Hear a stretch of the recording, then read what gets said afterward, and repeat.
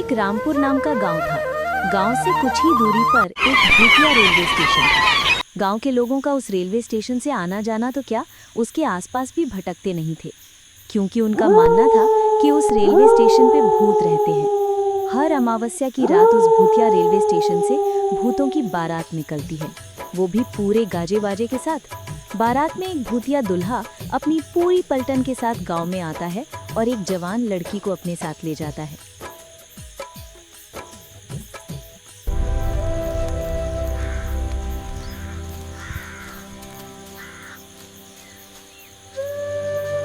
आज फिर वही मनहूस अमावस्या की काली रात आ गई। घर में एक जवान बेटी है, कैसे मैं उसकी रक्षा करूं?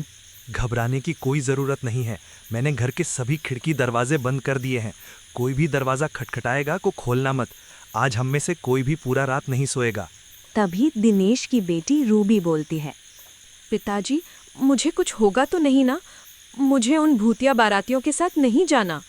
मेरी बच्ची, तेरे माता पिता के होते हुए तुझे किसी से डरने की जरूरत नहीं है। पूरा गांव दहशत से अपने अपने घर में छिपकर बैठ जाता है।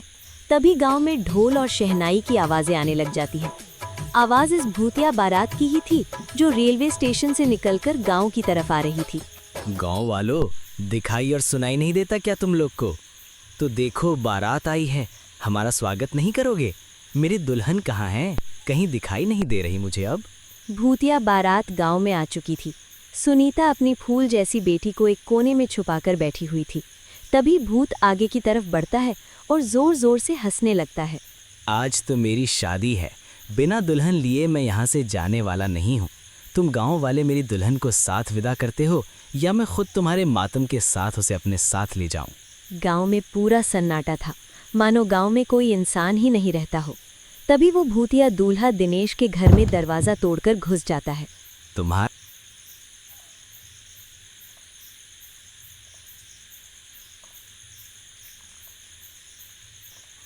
मेरी बेटी को छोड़ दो, वो अभी बच्ची है, उसकी अभी शादी की उम्र नहीं है। बेशक तुम मेरी जान ले लो। मुझसे झूठ बोलता है बुड्ढे। कल तू ही तो अपनी बेटी के लिए दूसरे गांव में रिश्ता देखने गया था। मुझे सब पता है, सब पता है मुझे। मेरी बेटी को हाथ लगाने की कोशिश भी मत करना। मैं उसकी माँ हूँ। मैं अपने जीते जी अपनी बेटी की शादी एक भूत से नहीं होने दूंगी। फिर क्या था, उस भूतिया दूल्हे को बहुत गुस्सा आता है और वो रूबी के माता पिता को वहीं जान से मार देता है। रूबी अपने कमरे में जैसे तैसे छुपकर बैठी थी। छोड़ो मुझे अपने माता पिता के पास जाने दें। पर वो भूत उसकी एक नहीं सुनता। वो रूबी को अपने साथ उसी भूतिया रेल स्टेशन में ले जाते हैं। अगली सुबह होते ही प्रियंका और उसके परिवार के सांस में सांस आती है। कल तो हमारी बच्ची बाल बाल बच गई, पर जो रूबी के परिवार के साथ हुआ वो बहुत बुरा हुआ। ऐसा नहीं होना चाहिए था।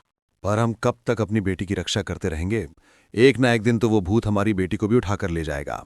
उस रात के बाद पूरे गांव में डर का खौफ छाया हुआ था। हर जगह मातम बिखरा हुआ था। गांव वाले मिलकर रूबी के माता पिता का अंतिम संस्कार कर देते हैं, लेकिन पूरे गांव वालों की जुबान पर बस भूतिया बारात की ही बातें थीं। अरे गांव वालों, ये सब कब तक चलेगा? वे भूत बेधड़क आते हैं और हमारी आंखों के सामने हमारी बेटियों को उठाकर चले जाते हैं और हम बेबस लाचार बस देखते रह जाते हैं। दिनेश की बेटी रूबी हमारी भी तो बेटी थी ना? बिल्कुल सही कह रहे हो। इस गांव की हर एक बेटी तो हमारी बेटी जैसी ही है। उन सब की रक्षा करना हम सबका फर्ज है। हम सब गांव वाले मिलकर उस भूत का सामना करेंगे। तुम चिंता मत करना।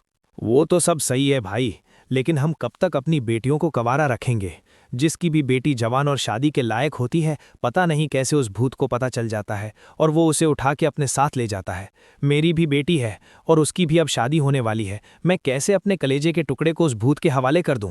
अगले दिन पूरा गांव मुकेश की बेटी प्रियंका के शादी में लगा था। एक तरफ सजावट तो दूसरी तरफ मिठाइयां बन रही थी। अब भेरों का समय था। दूल्हा दुल्हन मंडप में बैठे हुए थे कि तभी अचानक रेलवे स्टेशन से भूतिया बारात गांव की तरफ आ जाती है।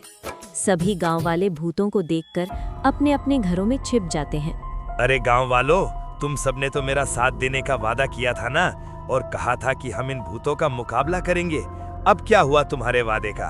तभी मुकेश की बेटी प्रियंका और पत्नी शोभा भी वहां आ जाती हैं।